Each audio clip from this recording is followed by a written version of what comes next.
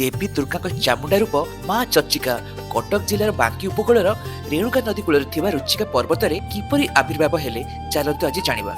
कुहाଯାଏ ଯେ ବିଷ୍ଣୁଙ୍କ ଷଷ୍ଠ ଅବତାର ପରଶୁରାମଙ୍କ ପିତା ମହର୍ଷି ଯମଦଗ୍ନି ଏବଂ ତାଙ୍କ ମାତା ରେଣୁକାଙ୍କ ଆଶ୍ରମ ଏହି ଜାଗାରେ ଥିଲା ଏବଂ ଏହି ଆଶ୍ରମରେ ସାଗର ମନ୍ଥନରୁ ବାହାରିଥିବା ଦିବ୍ୟ ଗାଈ କାମଧେନୁ ରହୁଥିଲା।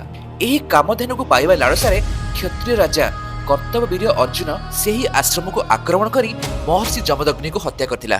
ଏହି ହତ୍ୟାର ପ୍ରତିଶୋଧ ନେବା ପାଇଁ ପରଶୁରାମ କ୍ଷତ୍ରିୟ ବଂଶକୁ 21 ଥର ଏହି ପୃଥିବୀରୁ ନିବାଦ କରିଥିଲେ। ଏହି ରକ୍ତପାତ ପରେ ଯେତେବେଳେ ପରଶୁରାମ ରୁଚିକା ପର୍ବତକୁ ଫେରିଥିଲେ ଏକ ଅଦୃଶ୍ୟ ଶକ୍ତି ତାଙ୍କୁ ଅଟକାଇଥିଲା।